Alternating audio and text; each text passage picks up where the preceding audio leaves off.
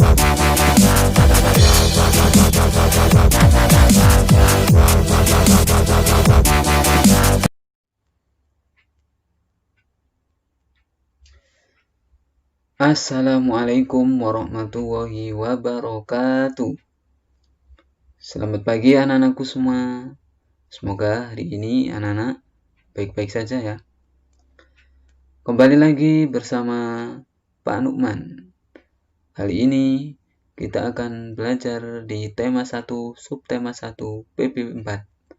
Sebelum pembelajaran dimulai, marilah kita berdoa dengan membaca Bismillahirrahmanirrahim. Semoga pembelajaran hari ini bisa berjalan dengan lancar.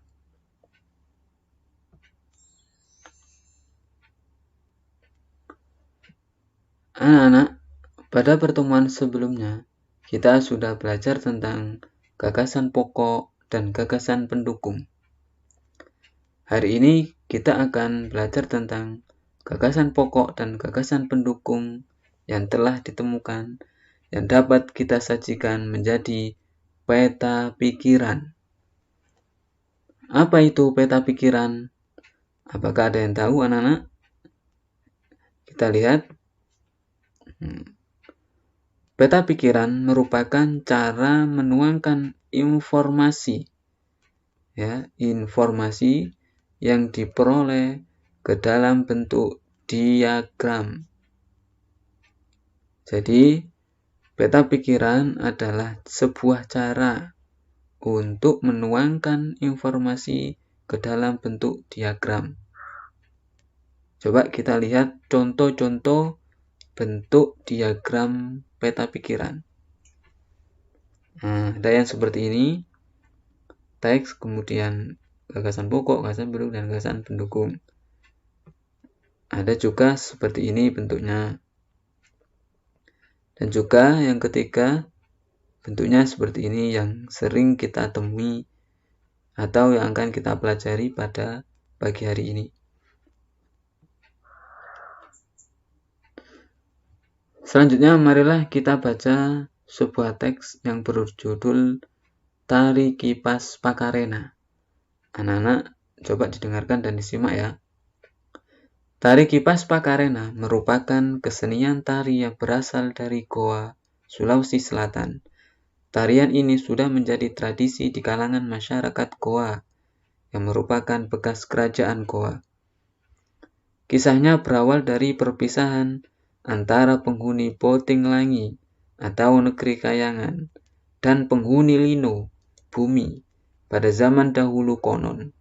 Sebelum berpisah, penghuni Botinglangi sempat mengajarkan kepada penghuni Lino cara menjalani hidup, seperti bercocok tanam, beternak, dan berburu. Cerita itu diabadikan dalam gerakan tarian.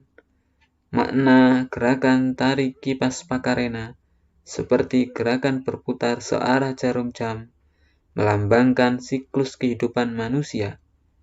Gerakan naik turun mencerminkan roda kehidupan yang kadang berada di bawah dan kadang di atas.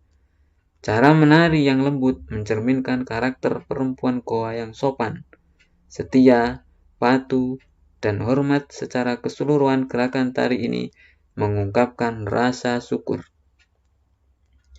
Setelah membaca teks ini, kita akan mencari gagasan pokok dan gagasan pendukung dalam bentuk peta pikiran.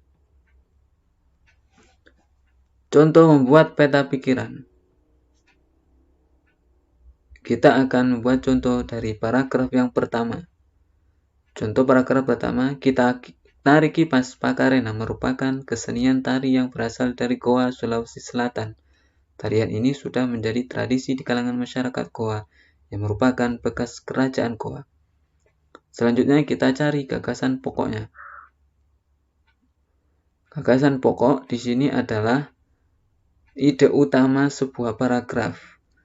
Jadi paragraf yang pertama, ide pokoknya adalah Tari Kipas Pakarena berasal dari Goa, Sulawesi Selatan. Selanjutnya kita tarik garis pembuat gagasan pendukung. Gagasan pendukungnya adalah 1. Tarian ini sudah menjadi tradisi masyarakat Goa yang merupakan bekas kerajaan Goa. Inilah contoh membuat peta pikiran pada paragraf ke-1 tentang Tari Kipas Pakarena. Anak-anak pasti bisa membuatnya di rumah ya. Untuk paragraf kedua dan ketiga, silakan kalian coba buat di rumah ya.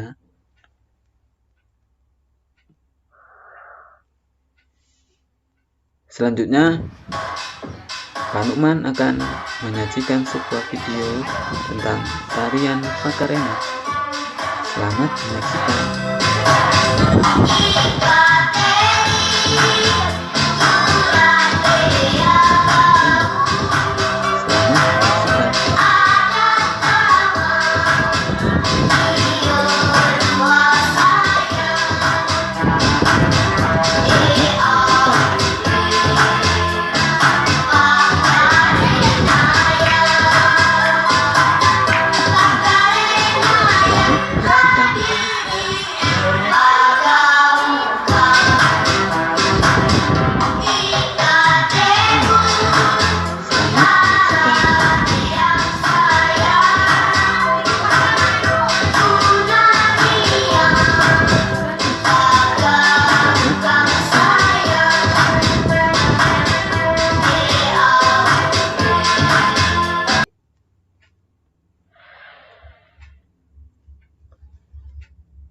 Selanjutnya, anak-anak coba lihat atau amati gambar berikut. Anak-anak pasti sering mendengar sebuah pepatah atau sebuah ungkapan, bersatu kita teguh, bercerai kita runtuh. Nah, itu merupakan ungkapan tentang pentingnya sebuah rasa persatuan dan kesatuan. Seperti yang telah kalian ketahui sebelumnya, kita hidup penuh dengan keberagaman. Pada pertemuan sebelumnya, Pak Nukman sudah menjelaskan tentang apa itu keberagaman. Contoh di dalam keluarga atau di dalam rumah kita, hampir setiap anggotanya berbeda-beda. Contohnya ada ayah, ada ibu, kakak, adik, saudara kita. Semuanya memiliki perbedaan masing-masing. Kemudian di sekolah, kamu mempunyai teman-teman yang berbeda juga. Asal daerahnya, kesukaannya, kemampuannya, dan lain-lain. Begitu juga di masyarakat, di tetangga kalian masing-masing. Pasti berbeda-beda.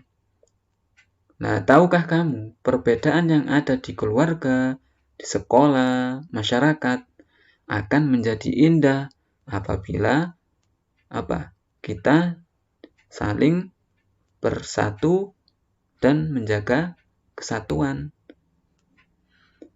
Apa sih sebenarnya makna persatuan dan kesatuan itu, anak-anak? Untuk menjawabnya, coba lihat gambar sapu lidi ini. Anak-anak pasti tahu kan sapu lidi? Pada umumnya anak-anak, sapu lidi ini kan digunakan untuk menyapu. Nah, coba bisakah seandainya sapu lidi ini diambil hanya sebatang saja, kemudian dibuat untuk menyapu? Coba ayo bayangkan. Pasti tentu saja tidak bisa kan? Dengan menyatukan lidi-lidi dalam satu ikatan, maka akan tercipta kekuatan yang besar, seperti pada sapu lidi ini, yang asalnya hanya sebatang lidi, kemudian diikat menjadi satu, menjadi sebuah sapu lidi yang bisa kita gunakan untuk menyapu, dan lain sebagainya. Itulah contoh wujud sebuah persatuan dan kesatuan. Kalau kita mau bersatu, kita akan kuat. Kalau kita tidak bersatu, maka kita akan tidak kuat atau kita akan runtuh. Seperti ungkapan tadi, bersatu kita teguh, bercerai, kita runtuh.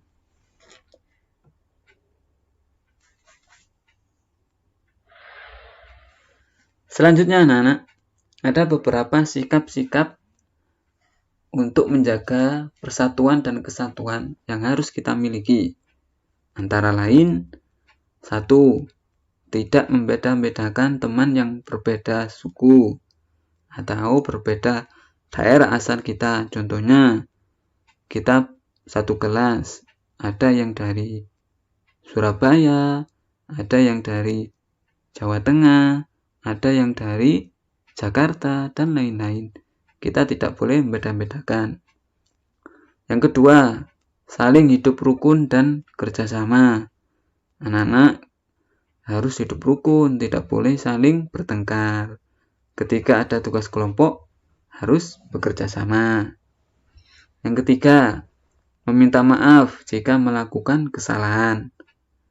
Jika anak-anak melakukan sebuah kesalahan, anak-anak tidak boleh malu untuk minta maaf. Anak-anak harus minta maaf, itu merupakan sikap dalam rangka menjaga persatuan dan kesatuan. Yang keempat, menghormati teman yang beribadah.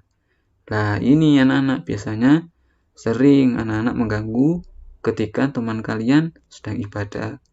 Tidak boleh kita ganggu, kita harus menghormatinya. Apalagi kalau kita punya teman yang berbeda agama. Tidak boleh kita ejek. Kita harus saling menghormati. Yang kelima, menghormati keragaman budaya daerah lain. Contohnya tari-tarian, kemudian pakaian adatnya, bahasanya, ya, kita harus menghormati. Tidak boleh saling mengejek, saling menghina, tidak boleh. Yang keenam atau yang terakhir, kita harus saling membantu dan tolong-menolong. Tentu tolong-menolong dalam kebaikan, tidak boleh tolong-menolong dalam keburukan. Contohnya, tolong-menolong ketika teman kita merasa kesusahan. Nah, kalau tolong-menolong ujian, nah itu tidak boleh. Contohnya anak-anak contohan dalam ujian, nah itu tidak boleh.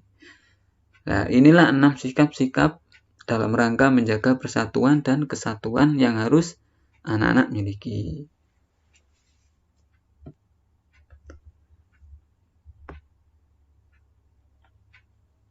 Terima kasih anak-anak untuk pertemuan pada hari ini. Mudah-mudahan apa yang disampaikan Pak Nukman bisa difahami dan bisa menjadi ilmu yang bermanfaat.